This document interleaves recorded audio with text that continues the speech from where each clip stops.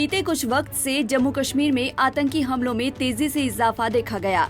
8 जुलाई को कठुआ में हुए आतंकी हमले ने सबको झकझोर कर रख दिया था, जिसमें हमारे 5 जवान शहीद हो गए थे। पिछले 1 महीने में ये 7वां आतंकी हमला था जो सिर्फ जम्मू रीजन में हुआ था। पिछले 2 महीने में कुल 11 हमले हुए हैं। बीते साल 2023 में इस जम्मू रीजन में कुल 43 आतंकी हमले हुए थे। धरती पर स्वर्ग कहे जाने वाले जम्मू कश्मीर में आतंक का साया लगातार बढ़ता चला जा रहा है।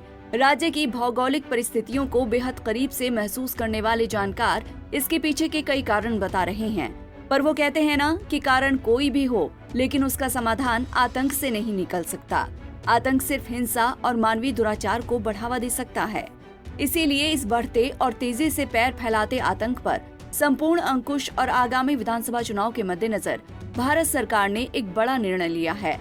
अब जम्मू कश्मीर के उपराज्यपाल मनोज सिन्हा फुल पावर में आ गए हैं। जम्मू कश्मीर में विधानसभा चुनाव कराने की अटकलों के बीच केंद्रीय गृह मंत्रालय ने जम्मू कश्मीर पुनर्गठन अधिनियम 2019 में संशोधन किया है, जिससे अखिल भारतीय सेवा के अधिकारियों, पुलिस के तबादलों और पोस्टिंग के साथ साथ न्यायिक अधिकारियों की नियुक्ति के मामलों में उपराज्यपाल को अधिक अधिकार मिल गए हैं। केंद्र सरकार ने शुक्रवार को अधिनियम के तहत नियमों में संशोधन करते हुए एक अधिसूचना जारी की। अधिसूचना में कहा गया है कि राष्ट्रपति ने जम्मू कश्मीर केंद्र शासित प्रदेश सरकार के संचालन के नियम 2019 में और संशोधन करने के लिए नए नियम बनाए हैं। इन नए नियमों के बाद उपराज्यपाल मनोज सिन्हा की शक्तियां कई गुना ज्यादा बढ़ा दी गई हैं। इन नियमों को जम्मू कश्मीर केंद्र शासित प्रदेश सरकार के संचालन के द्वितीय संशोधन नियम 2024 कहा जा सकता है। वो आधिकारिक राजपत्र में उनके प्रकाशन की तिथि से लागू होंगे।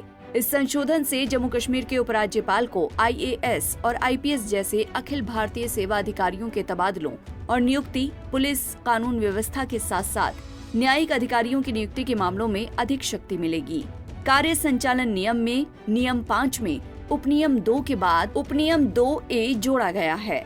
नए नियम 2A में कहा गया है कि कोई भी प्रस्ताव जिसके लिए अधिनियम के तहत उपराज्यपाल के विवेक का प्रयोग करने के लिए पुलिस, लोक व्यवस्था, अखिल भारतीय सेवा और भ्रष्टाचार निरोधक ब्यूरो के संबंध में वित्त विभाग की पूर्व सहमति की जरूरत होती है, तब तक स्वीकार या अस्वीकार नहीं किया जाएगा जब तक कि इसे मुख्य सचिव के जरिए उपराज्यपाल के समक्ष नहीं रखा जाता। इससे उपराज्यपाल को राज्य से केंद्र शासित प्रदेश बने राज्य के लिए महाधिवक्ता और कानून अधिकारियों की नियुक्ति करने का अधिकार मिल गया है। नियम 42B ये भी साफ करता है कि अभियोजन की स्वीकृति देने या अस्वीकार करने या अपील दायर करने के प्रस्ताव भी उपराज्यपाल द्वारा दिए जाएंगे, जो जेलों, अभियोजन निदेशालय और फोरेंसिक विज्ञान प्रयोगशाला के मुद्दों पर भी अंतिम प्राधिकारी होंगे। इन संशोधन के खिलाफ सबसे पहले प्रतिक्रिया देने वालों में पूर्व मुख्यमंत्री उमर अब्दुल्ला ने अपने एक्स अकाउंट से कहा कि जम्मू कश्मीर के लोगों, खासकर जम्मू के लोगों को बीजेपी के नेतृत्व वाली NDA सरकार के नापाक इरादों के खिलाफ वोट करना होगा, जो जम्मू कश्मीर के लोगों को वंचित करना चाहती है।